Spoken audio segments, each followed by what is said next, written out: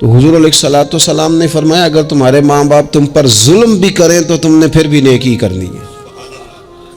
تمہارے رویے سے خیر ہی پھوٹنی چاہیے، تمہارے لب و لہجے سے ان کے لیے ہمیشہ خوبصورت رائے کا اظہار ہی ہونا چاہیے، تمہارے بازو ان کے لیے ہمیشہ کھلے رہنے چاہیے، اور تمہیں ان کے معاملے میں ہمیشہ اپنے رب کو جواب دینے کا تصور قائم رکھنا چاہیے، تمہارے اندر کہیں کمزوری نہ آئے۔ میں بڑی دیر سے اپنے دوستوں کی توجہ اس بات کی طرف مبذول کرا رہا ہوں کہ انسان کے ساتھ ہی ساری چیزیں رہتی ہیں، بیماریاں بھی، پریشانیاں بھی، کاروبار کا اتار چڑھاؤ بھی، انسان کے ساتھ دوستوں کی کبھی وفاداری، کبھی بے وفائی، کبھی بچوں کے مسائل، کبھی دیگر رشتہ داروں کے مسائل۔ اسے حکم یہ دیا گیا ہے، اسے سمجھایا یہ گیا ہے کہ وہ کسی ایک چیز میں الجھ کر باقی چیزوں کو بھولنا نہ شروع کر دے، کسی ایک پریشانی، ایک آزمائش کی وجہ سے اپنی زندگی کے سارے معاملات کو داؤ پہ لگانا نہ شروع کر دے، بلکہ وہ اپنے دل کو، اپنے سینے کو، اپنی طبیعت کو کشادہ رکھے۔ یہی معاملہ ماں باپ کے تعلق سے ہوتا ہے۔ ہم نہ ذرا دیگر کاموں میں بعض اوقات اس طرح کا الجھتے ہیں کہ اپنی اس اہم ذمہ داری سے ہم نظریں ہٹا لیتے ہیں۔ میرے نبی اکرم صلی اللہ تعالی علیہ وسلم سے ایک شخص نے یہ عرض کیا تھا کہ یا رسول اللہ صلی اللہ تعالی علیہ وسلم، میں نے نہ تیز دھوپ میں جلتی اور تپتی ہوئی زمین پر کئی میل کا سفر اپنی ماں کو اٹھا کے اس طرح کیا ہے کہ میرے پیروں میں جوتے نہیں تھے۔ اس پوری بات کو پھر سے آپ سمجھے بھلا میں نے کیا کہا۔ یعنی گرم زمین پر گرمیوں میں چلنا ایک انتہائی مشکل کام ہے، اور پھر گرمی اگر عرب شریف کی ہو اور صحرائی علاقہ ہو، اور پھر آپ نے ایک شخص کو بھی کندھوں پر اٹھایا ہوا ہو۔ یا رسول اللہ صلی اللہ تعالی علیہ وسلم، گرم موسم میں گرم ریت پر ننگے پاؤں ماں کو اٹھا کر میں نے میلوں کا سفر کیا ہے۔ خدا را میری بات کو تقریر نہ سمجھنا، یہ ایک غلام نے اپنے نبی سے سوال کیا ہے۔ اس سوال کی لذت کو محسوس کریں اور پھر جواب کا حسن ملاحظہ کریں۔ عرض کی حضور، بڑا میں نے سنا ہے کہ ماں باپ کی خدمت کا حق ادا کرنا چاہیے، تو وہ میں کوئی حق ادا کر سکا ہوں، کوئی خدمت کر سکا ہوں؟ اس نے کہا میں نے میلوں ننگے پاؤں تپتی زمین پر صحرا میں سفر کیا ہے۔ تو محبوب کریم نے بھی اسے سبق یاد کرایا۔ اس نے اپنی طرف سے خدمت بتائی تھی تو حضور نے ماں کی شفقت بتائی۔ فرمایا جب تو پیدا ہوا تھا تو تیری ماں کو درد کے جھٹکے آئے تھے، وہ جو جھٹکے آئے تھے نا، ان جھٹکوں میں سے اب یہ ایک جھٹکے کا بھی تو حق ادا نہیں کر سکا۔ وہ جو درد کے جھٹکے تھے، وہ جو تکلیف تھی، کتنی مائیں دوران زچ کی دنیا سے چلی جاتی ہیں۔ وہ بیٹا پیدا کر گئی، خود رخصت ہو گئی، وہ جان پر کھیل گئی، لیکن ایک زندگی دنیا میں چھوڑ گئی۔ لیکن کیا کبھی ایسا ہوا ہے کہ کسی ماں نے کہیں کھڑے ہو کے کہا ہو کہ اوہو میں نے بڑا کام کیا ہے، میں نے بڑی خدمت کی ہے، میں نے یہ کیا ہے، میں نے یہ اعزاز دیا ہے، لیکن بچے تھوڑا سا کر کے نا، آپ نے ناراض نہیں ہونا، میں نے اپنے کانوں سے یہ باتیں سنی ہیں کہ جی الحمدللہ میں نے ابا جی کو حج کرایا ہے، شکر ہے اللہ کا جی ابا جی میرے پاس ہی تھے جی، باقی بھائیوں کے پاس نہیں تھے۔ تو ابا جی کس کے تھے؟ پڑوسی نے حج کرانا تھا، آپ کے پاس تھے نا، تو آپ کے والد ہی تھے نا۔ آپ نے یہ 20 مرتبہ بتایا ہے کہ والد کی میں خدمت کرتا ہوں، میرے پاس رہتا، یہ بھی بتاؤ کہ ابا نے مجھے حصہ کتنا دیا ہے۔ ساتھ یہ بھی بیان کرو کہ صرف ابا ہی میرے پاس نہیں رہتا، میں نے بھی ساری زندگی باپ کے پاس ہی گزاری ہے۔ اس نے بھی کبھی کہا تھا چاروں میرے پاس ہوتے ہیں، پانچوں میں نے رکھے ہوئے ہیں۔ کیا مذاق ہے، کتنی چھوٹی سوچ ہے۔ اپنے والدین کے ساتھ بڑا رویہ عمدہ کیا جائے، کبھی نہ الجھنا۔ خبردار، ایک مقام پر ماں باپ کی نافرمانی کی جا سکتی ہے، وہ کب؟ جب وہ آپ کو دین کے مخالف چلنے کا کہیں، جب رب رسول کی مخالفت کا معاذ اللہ کہیں، اور مسلمان والدین یہ کبھی کہہ سکتے نہیں۔ باقی ہر کام میں ان کی فرما برداری ہے، ان کی خدمت ہے، ہر جائز کام میں ان کی بات کو تسلیم کرنا ہے۔ بلکہ حضرت اسماء بنت ابی بکر صدیق، حضرت صدیق اکبر رضی اللہ تعالی انہوں کی صاحبزادی ہیں، انہوں نے ایک دفعہ نبی پاک علیہ السلام کی خدمت میں ایک سوال بھیجا تھا، عرض کی یا رسول اللہ صلی اللہ تعالی علیہ وسلم ماں مشرکہ ہے، اللہ رسول کو نہیں مانتی، معاذ اللہ، ماں مشرکہ ہے، تو حضور وہ مجھ سے ملنا چاہتی ہے، کیا میں اس سے حسن سلوک کر سکتی ہوں؟ نبی کریم نے فرمایا تیری تو ماں ہے نا، چل تم اچھا سلوک ہی کر، تم اپنا رویہ اس کے ساتھ ٹھیک رکھ، کیونکہ تیری والدہ ہے۔ میں آج حقوق والدین پر تقریر نہیں کرنے جا رہا، بس ایسے ہی مجھے خیال آیا۔ میں ایک دوست نے ایک سوال پوچھا ہے، مجھے اچھا لگا ان کا بات پوچھنا۔ انہوں نے یہ پوچھا ہے کہ اگر کسی شخص کے والدین دنیا سے چلے جائیں اور جانے کے بعد اسے احساس ہو کہ مجھ سے بڑی غلطیاں ہو گئیں، اسے احساس ہو کہ بڑی کوتاہیاں ہو گئیں، بڑی جگہوں پہ میں بھول گیا۔ بہت سارے لوگوں کو پچھتاوا ہوتا ہے کہ یار بڑی چیزیں تھی جو ہم کر سکتے تھے پر ہم سے نہیں ہو سکیں۔ انہوں نے پوچھا جی کوئی اب بھی کوئی اس کا حل ہے؟ تو میں نے کہا ہے نا، ہم رسول رحمت کے ماننے والے ہیں صلی اللہ تعالی علیہ وسلم۔ نبی پاک صلی اللہ تعالی علیہ وسلم نے ارشاد فرمایا، الترغیب والترہیب میں حدیث موجود ہے، حضرت انس بن مالک رضی اللہ تعالیٰ عنہ حدیث کے راوی ہیں۔ اللہ کے پیارے حبیب علیہ الصلوۃ والسلام نے فرمایا جس بندے کے والدین یا دونوں میں سے کوئی ایک انتقال کر جائے اور وہ معاذ اللہ ان کا نافرمان ہو، تو فرمایا پھر ان کے لیے دعا کرتا رہے، استغفار کرتا رہے، کرتا رہے، کرتا رہے، کرتا رہے، امید ہے اللہ اسے نیکوکاروں میں لکھ دے گا، وہ فرما برداروں میں آ جائے گا۔ شرط یہ ہے کہ وہ ان کے لیے استغفار کرے، دعائے مغفرت کرے، اب ان کے لیے وہ اب ہی شروع کر دے ان کو یاد کرنا، اب ہی اس مقام پر آ جائے، اب ہی کچھ سوچ لے، تو اللہ تعالیٰ کی بارگاہ سے کرم کی امید ہے کہ اللہ اس نے جو زندگی میں اس سے غلطیاں ہو گئی، رب اس کی ان غلطیوں کو معاف کر دے گا۔ روز استغفار کرے۔ ایک دوست نے مجھ سے ایک دفعہ پوچھا تھا کہ حضرت صاحب والدین چلے گئے ہیں، ان کے لیے کیا کروں؟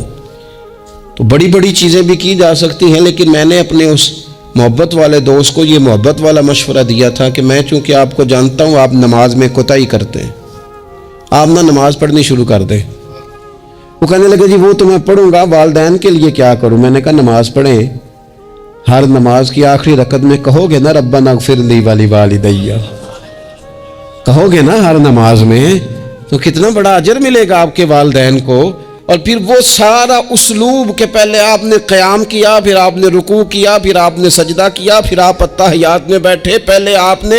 اللہ کی بارگاہ کے اندر اس کی عبادت کرنے کا دھم بھرا، پھر اس کی وحدانیت کی شہادت دی، پھر اس کے محبوب پر درود پڑھا، اتنے سارے کام کر کے اب آپ نے آخر میں کہا ربنا اغفر لی ولوالدی، یا اللہ مجھے بخش دے اور میرے والدین کو بخش دے۔ تو بتائیے اللہ کتنا کرم فرمائے گا۔ تو اپنے والدین کے لیے ان کے جانے کے بعد بہت ساری چیزیں ہیں، کفن دفن کا بندوبست کیا جائے، جنازے کا اہتمام کیا جائے، لیکن کچھ چیزوں کو نبی پاک علیہ الصلوۃ والسلام نے ذرا توجہ سے ہمیں سمجھایا ہے اور ہماری بار بار توجہ دلائی ہے۔ ایک شخص نے عرض کیا تھا یا رسول اللہ صلی اللہ تعالی علیہ وآلہ وسلم کہ میرے والدین دنیا سے چلے گئے ہیں تو کیا اب بھی میں ان کے ساتھ کوئی بھلائی کر سکتا ہوں؟ اچھا پہلے میں آپ سے ایک بات عرض کروں، ہمیں موقع ملتا ہے ختمات شریف پہ جانے کا، اصال ثواب کی مجالس میں حاضری کا، اور پھر اللہ تعالیٰ یہ بھی موقع دیتا ہے کہ بعض اوقات مسلمانوں کے لیے دعا کرتے ہیں اور ہمارے ذمے لگا دیا جاتا ہے کہ جناب اتنا اصال ثواب کرنے کے لیے اہتمام کیا گیا ہے تو یہ آپ کر دیں۔ تو ہم پتہ کیا کرتے ہیں، ہم کہتے ہیں کہ جناب جانے والے کا نام بتاؤ، نام بتاتے ہیں تو ہم فلاں بن فلاں کہہ کے جو نام بتایا جاتا ہے ان کے لیے دعا کر دیتے ہیں، لیکن جب والدین کے لیے دعا کرتے ہیں پھر نام تو نہیں نہ لیتے، پھر کیا کہتے ہیں یا اللہ میرے والد کو بخش دے، میری والدہ کی مغفرت۔ اس کا مطلب ہے وہ دنیا سے چلے گئے، آج بھی ماں باپ ہیں، وہ رخصت ہوئے، انہوں نے پردہ کیا، ان کی روح کا رشتہ ٹوٹا ہے پر تیرا رشتہ ان کے ساتھ آج بھی قائم ہے، تیرا تعلق ان سے ٹوٹ سکتا وہ تیرا تعلق، میں نے ایک دفعہ پہلے بھی کہا تھا، میرا بیٹا شاید قد میں مجھ سے تھوڑا اونچا ہو گیا ہو، اور اللہ تعالیٰ نے مجھے بڑے محبت والے سنگی دیے، میں نے اپنی حیثیت اہمیت سے بڑھ کر دنیا میں محبت پائی، لیکن میں نے اپنی زندگی میں سب سے زیادہ اپنے والد کی کمی محسوس کی، میں بڑی محسوس کی۔ ابھی بھی کبھی کبھی سوچتا ہوں کہ کچھ باتیں صرف ان سے ہو سکتی ہیں، کسی اور سے نہیں ہو سکتی۔ کبھی کبھی محسوس ہوتا ہے کہ ان کے دامن کے اندر ٹھنڈ کے موقع پر نگ ملتا تھا اور گرمی کے موقع پر ٹھنڈی ہوا آتی تھی۔ یہ خاص انہی لوگوں کا وطیرہ ہے، یہ انہی کا خاصہ ہے۔ پتہ نہیں اللہ نے کس طرح ان لوگوں کو بنایا ہے اور کس طرح کا یہ رشتہ بنایا ہے۔ تو نبی اکرم صلی اللہ تعالیٰ علیہ وسلم کی خدمت عالی مرتبت میں عرض کیا، صحابی نے، سنن ابو داؤد شریف میں حدیث ہے، عرض کی یا رسول اللہ صلی اللہ تعالیٰ علیہ وسلم، میرے والدین چلے گئے تو کیا میں ان کے جانے کے بعد بھی ان کے لیے کچھ کر سکتا ہوں؟ تو نبی پاک نے 5 باتیں ارشاد فرمائیں۔ فرمایا ہاں، ایک تو ان کے لیے دعا مانگا کر، دوسرا اللہ کے محبوب نے فرمایا ان کے لیے استغفار کیا کر، تیسرا رسول کریم علیہ السلام نے فرمایا اگر انہوں نے کسی سے کوئی وعدہ کیا تھا تو اسے پورا کر دے، اگر تجھ سے ہو سکے، اور رسول کریم علیہ السلام نے فرمایا اگر ہو سکے تو ان کی طرف سے صلہ رحمی بھی کر، یعنی ان کے رشتہ داروں سے اچھا سلوک کر، اپنے چچاؤں کے ساتھ تو نیکی کر، اور اگر تیری والدہ کی طرف سے تو نیکی کرنا چاہے تو اپنے ماموں کے ساتھ، خالاؤں کے ساتھ تو اچھا سلوک کر، اور پھر 5ویں نمبر پر محبوب نے فرمایا اپنے والد کے دوستوں کی تعظیم کر، ان کے لیے تیرے دل میں اچھے جذبات ہوں، تو اکرام کر دوستوں کا۔ اور والد کے دوستوں کے اکرام کا تو اتنا بڑا درجہ ہے کہ حضرت ابو بردہ رضی اللہ تعالیٰ عنہ تشریف لائے مدینہ طیبہ میں۔ حضرت ابو بردہ مدینہ طیبہ میں تشریف لائے تو حضرت عبداللہ ابن عمر رضی اللہ تعالیٰ عنہ ان سے ملنے پہنچ گئے فٹافٹی۔ مصروف آدمی تھے حضرت عبداللہ ابن عمر، بہت بڑے مفتی تھے، لوگ ہر وقت مسائل پوچھتے تھے، حج کے سب سے زیادہ مسائل انہی کو آتے تھے، اور صحابہ میں ایک بہت بڑا مقام رکھتے تھے۔ حضرت عبداللہ ابن عمر فوراً حضرت ابو بردہ رضی اللہ تعالیٰ عنہ سے ملاقات کے لیے پہنچے،